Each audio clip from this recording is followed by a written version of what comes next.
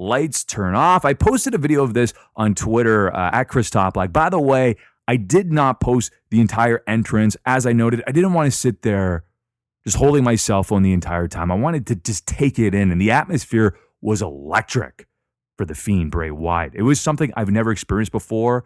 I have to tell you this. I've been to UFC events live, some big ones. I've been to dozens and dozens of pro wrestling shows. I've been to baseball, football, hockey, you name it. I've probably been to the event. I've been to golf. I've seen Tiger Woods. I've seen a lot of outstanding athletes, a lot of outstanding moments. This was maybe one of the best moments, if not the best moment I've ever experienced in person. I've seen a lot of Cirque du Soleil shows in Vegas and just a lot of these grand, big budget shows. And I have to tell you, the thing about the Fiend Bray Wyatt, it was a spectacle. It was just so awe-inspiring and bone-chilling at the same time. So, is it ever effective in person? It is creepy.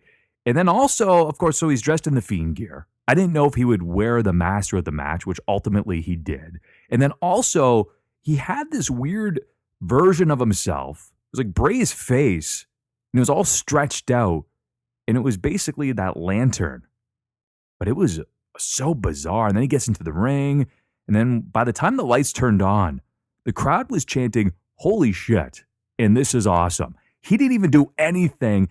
And this is the greatest entrance in wrestling today. Again, it is a spectacle. I'm not sure how this entire gimmick and presentation got approved by Vince, but either way, let's just give a round of applause to WWE for allowing this to transpire, because it is arguably the best thing going on the roster. The entire presentation was even more effective in person. Yes, it was awesome. Yes, it did surpass my very, very high expectations.